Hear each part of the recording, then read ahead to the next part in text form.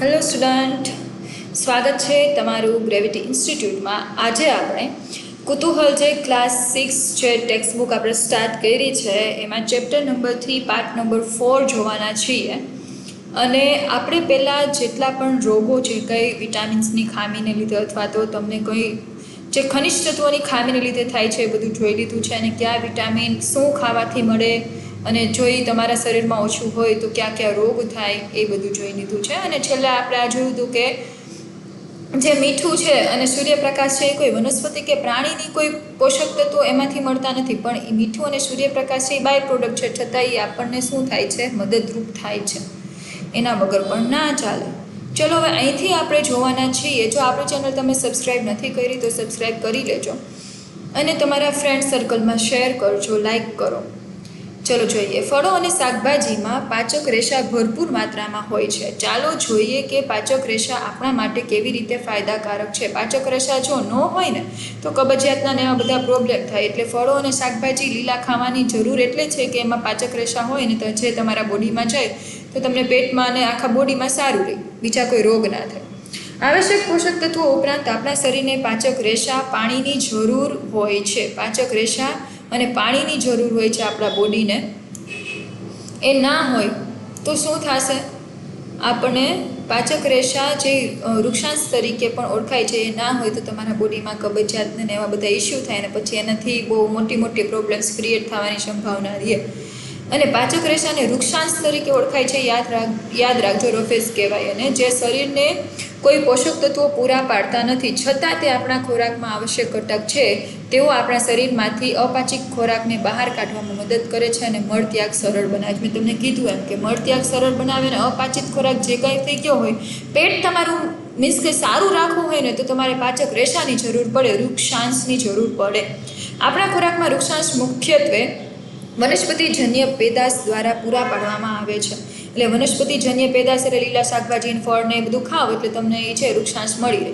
લીલા પાંદડાવાળા શાકભાજી છે, તાજા ફળો છે, ધાન્ય છે, કઠોળ છે, સૂકા મેવા છે, એ બધા છે, બદામ ને એ બધું ખાવ તો એમાં વૃક્ષાંશનું માત્રામાં બહુ વધારો હોય. તો એ બધું ખાવ એટલે તમને વૃક્ષાંશ છે એ મળી રહે અને તમારું જે પેટની તકલીફો અને કબજિયાત આ તે બધું હોય ને તો એ ના થાય. મારી દાદીને મળત્યાગ કરવામાં મુશ્કેલી પડે છે. હવે મને સમજાયું કે ડૉક્ટરે તેમને રેસાથી ભરપૂર ખોરાક ખાવાની સલાહ શા માટે આપી છે. એટલે એની દાદીને કબજિયાત થઈ જતું હોય, આવી રીતે જો પ્રોબ્લેમ પડતો હોય તો શું થાય છે કે એના દાદીને ડૉક્ટર એવું કહે છે કે તમે રેસાવાળા જે પણ ખાય છે ફ્રૂટ છે એ ખાવાનું સ્ટાર્ટ કરો. શક્ય હોય ત્યાં સુધી સ્થાનિક સ્તરે ઉગતી વનસ્પતિ આધારિત ખોરાક ખાવો જોઈએ, કારણ કે તે શરીરના સ્વાસ્થ્ય માટે તેમજ આપણા પર્યાવરણ અને આપણા જે ગ્રહ છે એના માટે પણ સારું હોય છે. એટલે જ્યાં તમે જે જગ્યાએ રહ્યો છો તે જગ્યાએ જે વનસ્પતિ હોય એને ખાવ, એમાં રેશા ને બધું હોય, એ તમારા બોડી માટે સારું હોય છે. પાણી પણ તમારા આહારનો આવશ્યક ભાગ છે. એ તો ખબર છે, પાણી વગર આપણું બોડી છે એ રહી શકે નહીં. એટલે એ પણ આપણા આહારનો સારામાં સારો મોટામાં મોટો ભાગ છે. તે શરીરને ખોરાકમાંથી પોષક તત્વોને શોષવામાં મદદ કરે છે. તે પરસેવો અને પેશાબ દ્વારા શરીરમાંથી કચરો દૂર કરે છે. આપણે પોતાને સ્વસ્થ રાખવા માટે પૂરતું પાણી પીવું જોઈએ. પાણી એમ જ કે તમારી સ્કિન ને એ બધું સારી રહે, તમારી કિડની સારી રહે, માટે તમારે શું પીવું જોઈએ? પાણીનું પ્રમાણ છે એ પીવામાં વધારે રાખવું જોઈએ. પરસેવા થ્રુ ને બહાર નીકળતું હોય તો એ જે પાણી બહાર વ્યય થાય છે તો અંદર તમારે પાણી ઠાલવવું પડે. આપણા શરીરને પાણી પૂરું પાડતા ખોરાકના સ્ત્રોતો ક્યાં છે તેમાંના કેટલાકની યાદી બનાવો. લાઈક તમે તરબૂચ ને એવું બધું ખાતા હોય તો એમાંથી ઇઝીલી તમને પાણી મળી રહે. પાણીનો ભાગ છે એ દૂધમાં ને એમાંય એટલો જ હોય છે. એટલે લિક્વિડવાળા જેટલા પણ ફોર્મ જેમાં મોસ્ટલી વધારે લિક્વિડિટી હોય એવા ફૂડ ખાઓ તમે તો તમને પાણી મળી રહે. હવે તમને વૈજ્ઞાનિક આપ્યા છે એક, એનું નામ છે કોલુથુર ગોપાલન. કોલુથુર ગોપાલન છે એનું બર્થ છે 1980માં થયો છે, એનું ડેથ છે એ 2019માં થયું છે. એ ભારતમાં પોષણ અંગેના સંશોધનની શરૂઆત કરી હતી. એટલે કે જે પોષણ રિલેટેડ સંશોધન હોય કે તમારામાં ન્યુટ્રિયન્ટ્સને કંઈ માત્રા વધારે ઓછી, આ બધું સંશોધન છે આ જે કોલુથુર ગોપાલન છે એને કરેલી હતી. તેમણે 500થી વધુ ભારતીય ખોરાકનું વિશ્લેષણ કર્યું અને ભારતીય જીવનશૈલીના સંદર્ભમાં યોગ્ય આહારની ભલામણ કરી. આ બધા ખોરાકનું એને શું કર્યું હતું, વિશ્લેષણ કર્યું, એટલે જોયું કે આ ખોરાક સારો છે, શું છે, અને પછી એની ભલામણ કરી કે તમારા આહારમાં નાખવું જોઈએ કે નહીં એમ. આપણે ભારતીય વસ્તીની પોષણ સ્થિતિ પરના સર્વેક્ષણનું નેતૃત્વ કર્યું હતું, જેમાં પ્રોટીન, ઉર્જા અને આહારના અન્ય ઘટકોની વ્યાપક ઉણપની ઓળખ કરવામાં આવી હતી. આના કારણે 2002માં મધ્યાહન ભોજન કાર્યક્રમ અમલમાં આવ્યો હતો, જે હવે PM પોષણ પહેલ તરીકે ઓળખાય છે. હવે જો મધ્યાહન ભોજન 2002માં શરૂ કરવામાં આવેલું હતું, આ બારે બર્થની યર છે 2002 છે, મધ્યાહન ભોજન શરૂ કર્યું અને PM પોષણ હવે પહેલ તરીકે ઓળખવામાં આવે છે. તમને ખબર જ હોય કે બાલ મંદિરમાં અને એમાં બધે છે ને મધ્યાહન ભોજન આપવામાં આવે કે છોકરાઓને છે એ પોષક તત્વો નાની ઉંમરમાં જ મળી રહે, એટલે એને કોઈ રોગ થવાની સંભાવના ના રહે. જે આપણા દેશની સરકારી અને અનુદાનિક શાળાઓમાં સમતોલ આહાર છે એ આપે છે. આ યોજનાને એમાં દૂધ ને એવું બધું આપે. કદાચ તમે કોઈ હોય ને આજુબાજુમાં કોઈ પ્રાથમિક શાળામાં આ તે જતું હોય ને તેને મધ્યાહન ભોજન વિશે પૂછી શકો, તમારા પેરેન્ટ્સને ખબર હોય. હવે દેશભરમાં લાખો બાળકોના સ્વસ્થ અને પોષણમાં સુધારો કરવામાં ભૂમિકા ભજવી છે. એટલે જો આ મધ્યાહન ભોજન સ્કીમ શરૂ થઈ છે એના લીધે શું થયું છે કે જે ગરીબ છે, જેના છોકરાઓને એટલું પોષણવાળું ખાવાનું નથી મળતું, તો તેના માટે પણ એક સારામાં સારું શું નીકળ્યું છે, આ એક સ્કીમ કહી શકાય કે આ એક પહેલ કહી શકાય કે એ છે ગવર્મેન્ટે બહાર પાડી છે. હવે 3.3 છે આહારના વિવિધ ઘટકોની ચકાસણી કેવી રીતે કરવી, how to test different component of food. ચાલો આપણે જાણીએ કે વિવિધ ખાદ્ય પદાર્થોમાં કયા પોષક તત્વો હોય છે. હવે સ્ટાર્ચની હાજરી છે કે નહીં, ચરબીની હાજરી છે કે નહીં, પ્રોટીન છે કે નહીં, તો એ કઈ રીતે ખબર પડે? કેટલાક પોષક તત્વો જેવા કે સ્ટાર્ચ, ચરબી, પ્રોટીનને એકદમ સરળ પરીક્ષણ દ્વારા ઓળખી શકાય છે, જ્યારે અન્ય કેટલાકને સુસજ્જ પ્રયોગશાળામાં જ ઓળખી શકાય છે. તો ચાલો આપણે શું કરીએ કે જે અત્યારે પોસિબલ છે એ બધું સ્ટાર્ચ, ચરબી, પ્રોટીન, તો એ બધું જાણીએ કે આમાં છે કે નહીં. તો સ્ટાર્ચનું જ્યારે તમે પરીક્ષણ કરો છો કે તમારા ખોરાકમાં સ્ટાર્ચ છે કે નહીં, એ જાણવા માટે તમે શું કરો છો? પ્રવૃત્તિ આપી છે 3.5. ચાલો તપાસ કરીએ. થોડી માત્રામાં ખાદ્ય પદાર્થો જેવા કે બટેટાની જે સ્લાઇસ છે એ લેવાની, કાકડી, બ્રેડ, થોડા ભાત લેવાના, બાફેલા ચણા લેવાના, મગફળી, તેલ, માખણ, નારિયેળનું છીણ, આ બધું લેવાનું તમારે, જેટલું તમને દર્શાવ્યું છે એ. હવે એનું પરીક્ષણ કરવા માટે તમારે શું કરવાનું? દરેક વસ્તુને થોડો જથ્થો છે એ અલગ અલગ ડિશમાં તમારે મૂકવાનો. પછી ડ્રોપર લેવાનું. અહીંયા જો તમને ડ્રોપર આપ્યું છે, આના હાથમાં ડ્રોપર અહીંયા પકડ્યું છે. ડ્રોપર તો બધાએ જોયું જોઈએ, ટીપા પાવામાં એમાં યુઝ થતું હોય.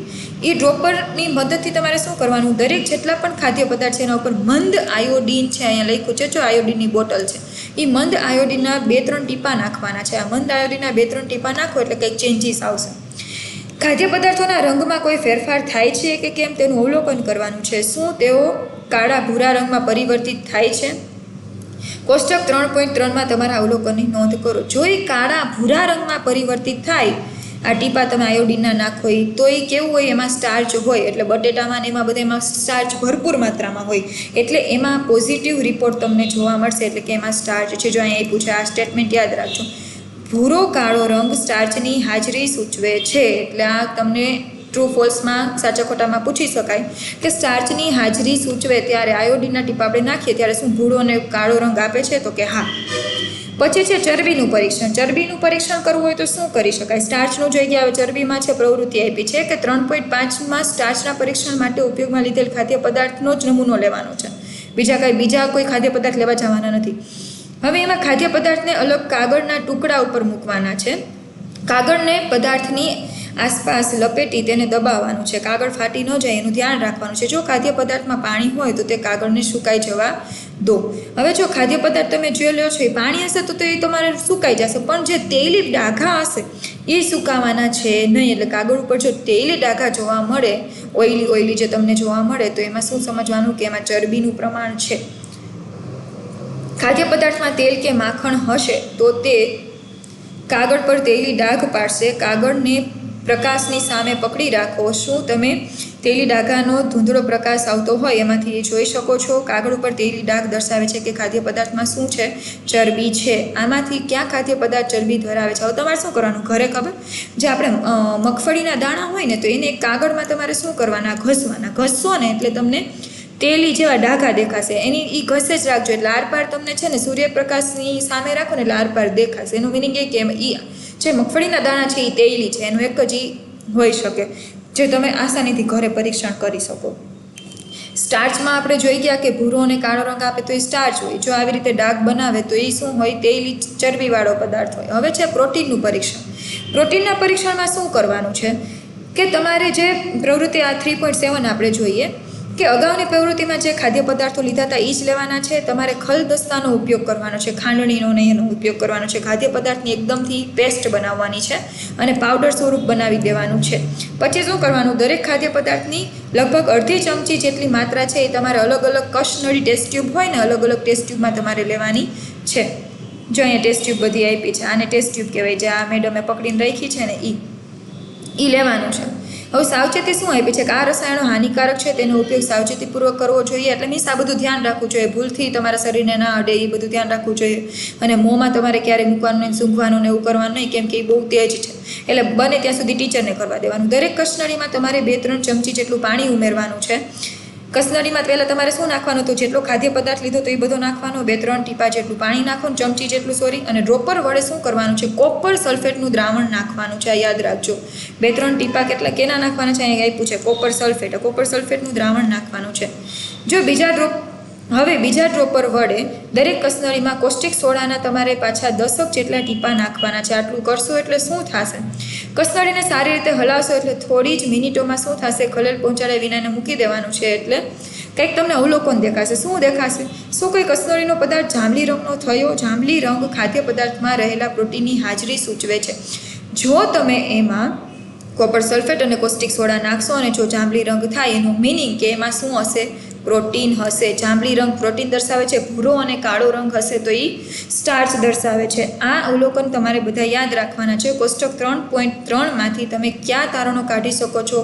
કયા ખાદ્ય પદાર્થોમાં એક કરતાં વધુ પોષક તત્વોની હાજરી જોવા મળે છે? કયા ખાદ્ય પદાર્થો પ્રોટીન અને ચરબીની બંને હાજરી જોવા મળે છે? મગફળી પ્રોટીન અને ચરબી બંનેની હાજરી દર્શાવે છે કે નહીં? આ બધું જ અવલોકન છે. જેટલું પણ અહીંયા આપ્યું છે એ બધું તમારે આ પ્રયોગથી સમજવાનું છે. અને એની જ નીચે આ કોષ્ટક આપ્યું છે. એ આપણે કાલે શું કરશું? આની અંદર ટીક માર્ક કરશું. અત્યારે આપણે અહીંયા સુધી રાખીએ.